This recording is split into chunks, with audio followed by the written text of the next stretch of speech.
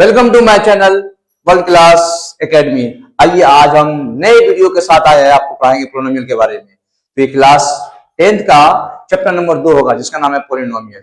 तो पोलिनोमियल में सबसे पहले आज जानेंगे इंट्रोडक्शन क्लासेस, पोलिनोमियल के कितने प्रकार होते हैं, उसमें पोलिनोमियल के क्या क्या फॉर्मूला यूज होते हैं, सारे कुछ एक ही वीडियो में देखेंगे आज।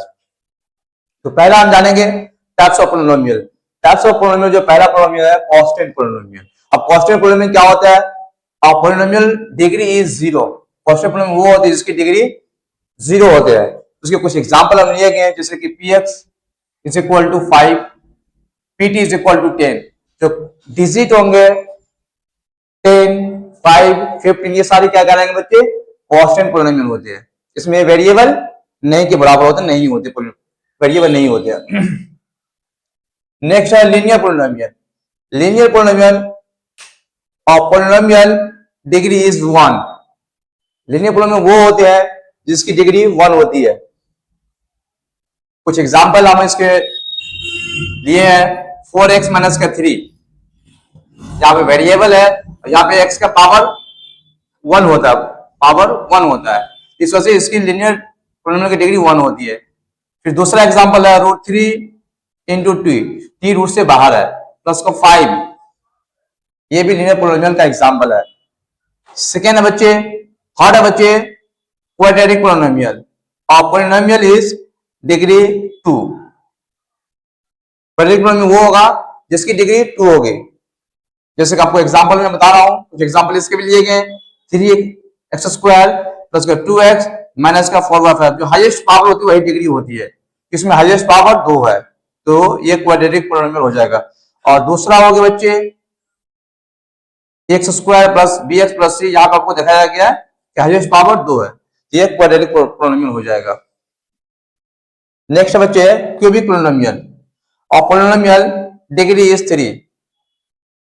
क्यूबिक पोलिनोमियल वो होगा जिसकी डिग्री 3 होगी। तो आपको ये दिखाया गया है 2x³ plus x² plus 10x plus का 5, जिसमें हाईएस्ट पावर 3 है, तो इसकी क्यूबिक पोलिनोमियल हो जाएगा। इसके और भी आप एग्जांपल ले सकते हैं, जैसे कि py, तो यहाँ लिख सकते हैं y³ प्लस का 10, क्योंकि इसमें हाईएस्ट पावर 3 है, तो क्या होगा बच्चे? ये क्यूबिक पोलिनोमियल कहलाएगा। तो ये था पोलिनोमियल का टाइप्स। अब हम जानते कुछ ऐसा भी आपको पोलिनोमियल गिवन होगा, तो उसमें आपको पता होना चाहिए कि ये पोलिनोमियल है या नहीं है। देखिए पोलिनोमियल नहीं होने की जो केसेस है, कभी भी रूट के अंदर वेरिएबल नहीं होगा। जब रूट के अंदर वेरिएबल होगा तो पोलिनोमियल नहीं होगा। सेकेंड चीज, कभी भी जो पावर होगा वेरिएबल का और इसको काट भी देंगे तो ये बच जाएगा बच्चे फाइनली 3/3 प्लस का 5। तो ये जो डिग्री आ गया 3t माइनस का 1 प्लस का 5, तो डिग्री कभी भी माइनस में नहीं जाएगा। और यहाँ पर इसको डिग्री अगर रूट से बाहर भी निकालेंगे तो ये क्या होगा? फ्रैक्शन में आ जाएगा। तो डिग्री क्या हो गया? माइनस में नहीं होगा और डिग्री फ्रैक्शन में नहीं होना चाहिए। इसका मतलब ये हो गया ये दोनों पोलिनोमियल ऑलरेडी लिखा हुआ नॉट पोलिनोमियल, ये दोनों पोलिनोमियल नहीं है। तो हमने दिखाया कि पोलिनोमियल को पहचानने कौन सा लीनियर पोलिनोमियल है, कौन सा क्वाड्रेटिक है और कौन सा पोलिनोमियल नहीं, वो भी हमें पता चल गया। डिग्री माइनस में नहीं होनी चाहिए और डिग्री फ्रैक्शन के अंदर भी नहीं होनी चाहिए। अब हम जानेंगे सम इंपोर्टेंट फॉर्मूला। सम इंपोर्टेंट फॉर्मूला इस चैप्टर में कौन कौन सा फॉर्मूला यूज होगा। सबसे पहले जानते हैं जनरल फॉर्म ऑफ पोलिनोमियल। ये होगा आपको general form of quadratic polynomial के बारे में हम इस चैप्टर में पढ़ाई करेंगे। आपको क्वाड्रेटिक इक्वेशन गिवन होंगे, उसके बाद आपको क्वेश्चन कहेंगे सॉल्व करने के लिए। तो ये हो गया क्वाड्रेटिक पोलिनोमियल। आप कहेगा formula number 1, sum of roots and zeros. आपको alpha beta let alpha and beta are the zeros of quadratic polynomial. तो उसमें कहेगा आपको रूट सम निकालने के लिए। तो जैसे दिखाया गया है सम ऑफ रूट्स, तो अल्फा प्लस बीटा फॉर्मूला हो जाएगा minus b by a minus coefficient of x by coefficient of x²। अगर लैंग्वेज में आपको लिखना चाहिए तो coefficient of x by coefficient of x²। जैसे यहाँ पे दिखाया गया कोएफिशिएंट ऑफ x क्या बच्चे b, तो आ गया b, माइनस है तो माइनस लगा देंगे। कोएफिशिएंट ऑफ x² से पहले क्या है a, इस वजह से फॉर्मूला बन गया minus b by a। Next product of zeros या रूट्स भी कह सकते हैं, दोनों एक ही चीज है। Constant term by coefficient of x², constant term by coefficient of x²। तो कांस्टेंट टर्म ये होगा बच्चे c, तो c और कोएफिशिएंट ऑफ एक्स स्क्वायर, तो एक्स स्क्वायर एक्स से पहले क्या है, एक्स स्क्वायर से पहले क्या है ए, तो alpha into beta c by a. Alpha plus beta का फॉर्मूला हो गया माइनस बी बाई ए, और alpha into beta product of roots c by a. तो ये दो इंपॉर्टेंट फॉर्मूले हैं जो आपको याद करना ही पड़ेगा। उसके बाद आपको एक और चीज फॉर्मूला इस चैप्टर में, if alpha beta are the zeros of a quadratic polynomial, आपको अल्फा बीटा गिवन होगा तो कहेगा क्वाड्रेटिक पॉलिनोमियल क्या होगा। उसमें एक, उसके लिए एक और फॉर्मूला है, px is equal to x square minus alpha plus beta into में x plus alpha into beta. हमने क्या कहा, अल्फा और बीटा आपको गिवन होगा, कहेगा क्वाड्रेटिक पॉलिनोमियल क्या होगा। इसके लिए फॉर्मूला है x square minus alpha plus beta into में x plus alpha into beta. तो इस चैप्टर में तीन जनरली इंपॉर्टेंट फॉर्मूले है, alpha plus beta, alpha into beta, और ये तीसरा फॉर्मूला होगा। तो आपको ऑलरेडी अच्छे से हमने ब्रैकेट के अंदर डाल के आपको हाईलाइट किए ताकि ये आपको याद होनी चाहिए। आइए आप एक न्यूमेरिकल जानते हैं पॉलिनोमियल के बारे में, पॉलिनोमियल चैप्टर में।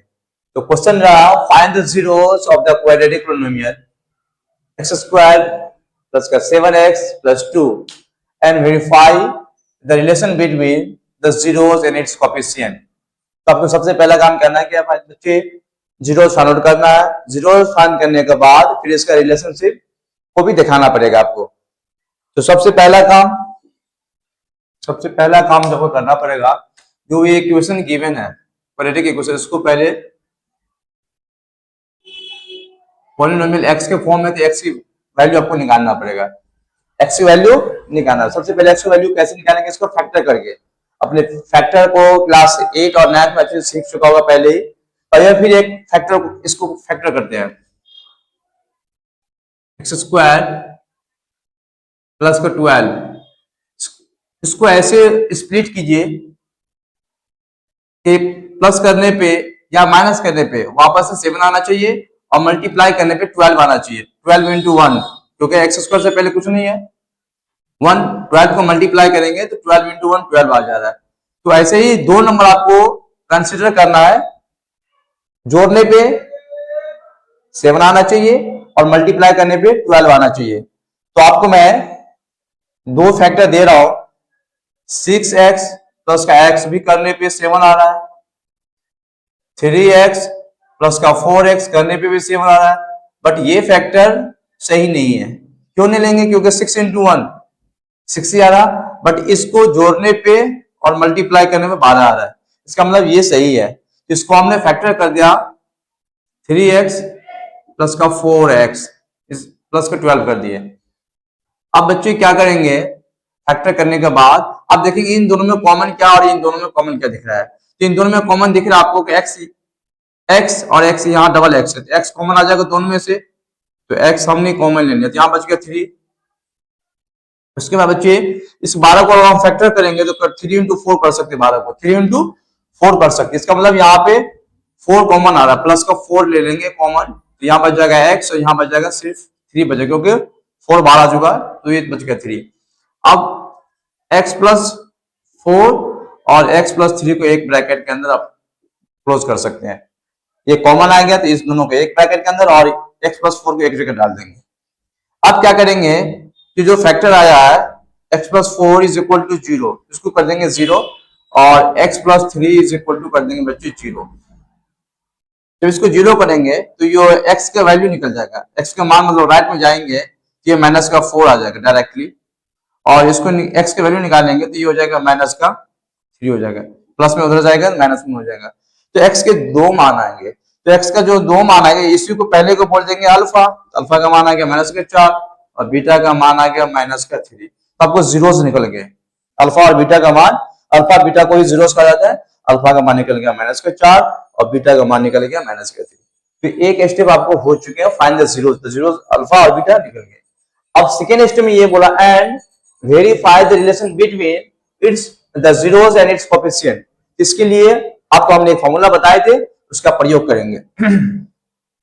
इसके लिए आपको हमने बताया था सम ऑफ रूट्स,